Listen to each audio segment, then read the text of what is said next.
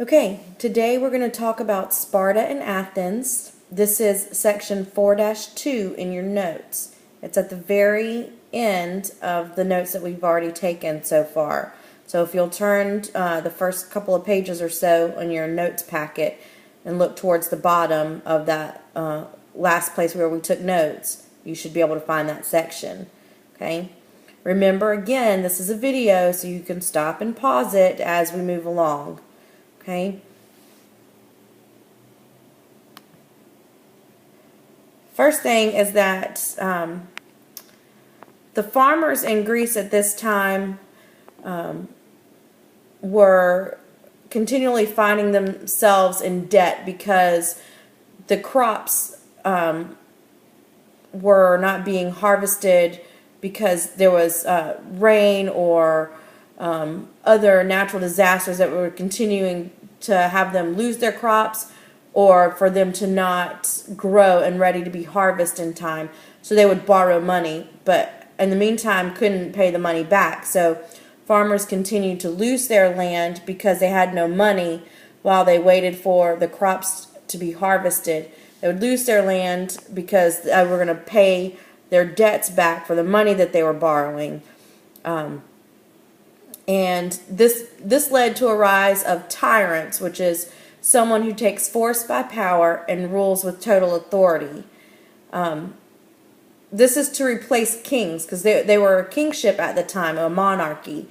And the tyrants were kind of trying to overthrow the monarchy at the time and were building popularity with the people, especially the poor people, because they would offer the poor people things that they needed or wanted that they couldn't get because of the monarchy and the nobles that were running the monarchy with the king. So number 2 says the tyrants built new marketplaces, temples, and walls and were popular with the people. And again, when you think about a tyrant, I think what you've heard so far in history or social studies is that they're mean people and that they rule with a very strict presence and are vicious rulers, kind of like Adolf Hitler. He was a tyrant. But at this point in Greece, tyrants are people that everybody wants to be their leader because they're offering them things that they need and want. And so they're doing things for the people. And because they're doing things for the people say, yes, let's let you be the ruler over us.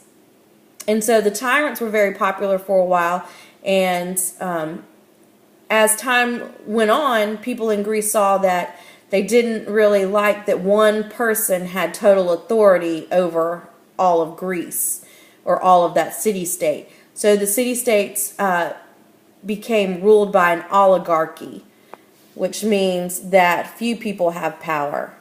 So no longer is all of the power in one person's hand. It's divided up amongst several different people in the government. And then you had a democracy, which is where the citizens shared in running the government. Like they get to vote on the laws and say who's in the government, take turns in the government. This is the predecessor for our government structure here in America. So down at the bottom, Sparta was an oligarchy and Athens was a democracy. This is important for you to know. So if you need to highlight this or star it or something, you need to know that Sparta was an oligarchy and Athens was a democracy. In Sparta, a helot was a captive worker captured by the Spartans. Now, the Spartans were mean and fierce warriors, and every time they went and took over a city-state, they would capture the people of that city-state and enslave them, and that's what they called a helot. They feared an uprising from the helots because there were so many of them at this point. So, at age 7, boys left their family to live in barracks and were treated harshly to make them tough. At 20, they entered the army and stayed for 10 years. So the Spartan boys, the Spartan men, grew up away from home and in the barracks where they were trained from age 7 on up how to be warriors. And this is so they could keep the Helots from uprising against them, and when other city-states wanted to attack them, they would be ready and have a good supply of warriors to fight for Sparta. A typical meal for Spartan warriors was black broth, pork boiled in animal blood, salt and vinegar. They returned at age 30, but stayed in the army until age 60. So they got granted into the army as an official soldier at age 20, stayed in there for 10 years until they were 30, and then they were released out into the public. But they were still kind of like on call. So if Sparta needed them to fight, they would go and gather up those troops. And they were dedicated and held responsible for being in the army until they were age 60. They were either expected to win on the battlefield or die, but never surrender. So it was shameful if they had surrendered and came back alive. So they either needed to come back victorious against their opponent or die trying. You couldn't come back if you surrendered. The girls in Sparta, this is different from the things that we've talked about before. The girls in Sparta were trained in sports, running, wrestling, and throwing the javelin and other things like that. They were fairly free because the husbands were living in the barracks. They could own property and go where they wanted to. So the women of Sparta lived a much different life than the women that we've discussed already so far, and lived a much different life than the women that we're going to discuss in Athens as well. So they were brought up to be strong. The Spartan government, their government was an oligarchy, like I said before. All men over 30 belonged to an assembly, and they voted on laws. There were 5 ephors. They enforced laws and managed tax collection. So anybody over the age of 30 belonged to this assembly.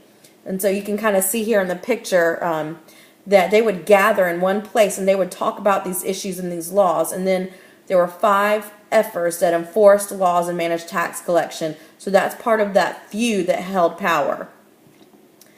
Number 9, too much focus was placed on the military and the Spartans fell behind other Greeks in trade. They also knew less about science and other subjects. So their focus was on war and being strong and ready to fight. There was not a whole lot of emphasis on education and being well read and anything of that nature. In Athens, Athens was northeast of Sparta. It was a 2-day trip. Life in Athens was very different than Sparta. Boys went to school to read, write, and do math. They learned to play the lyre, and at age 18, they finished school and became citizens. Kind of like America. And at age 18, you can become a citizen in America. So here in Athens, they're focused strictly on education, not so much war. The girls stayed home, and their mother taught them to spin, weave, and complete other household duties.